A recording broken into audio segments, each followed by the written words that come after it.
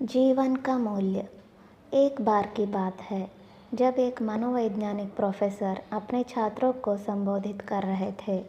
उन्होंने छात्रों को 1000 का नोट दिखाया और कहा कि किसे ये 1000 का नोट चाहिए। सभी छात्रों ने अपने हाथ खड़े कर दिए। उन्होंने इस 1000 के नोट को मोड़ दिया और कहा कि अब किसे ये 1000 का नोट चाहिए। सभी के हाथ दोबारा खड़े हो गए।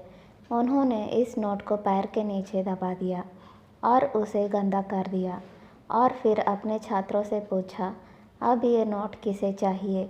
छात्र हैरान हुए, लेकिन दोबारा सबने अपना हाथ खड़ा कर दिया।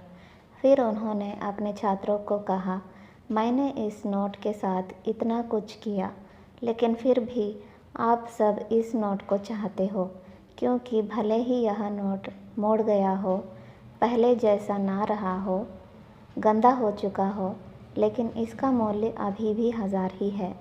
इसकी कीमत कम नहीं हुई है और सबके लिए अभी भी मूल्यवान है। आगे उन्होंने छात्रों को बताया कि वह इस उदाहरण के द्वारा यह दिखाना चाहते थे कि व्यक्ति का अपने संपूर्ण जीवन के दौरान कभी मूल्य कम नहीं होता।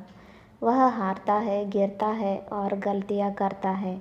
कभी कभी ऐसी कठिन परिस्थितियाँ आ जाती है जब वह कमज़ोर पड़ जाता है और परिस्थितियों से हार मान जाता है, और इसी कारण वह सोचता है कि वह अब किसी काम का नहीं रहा।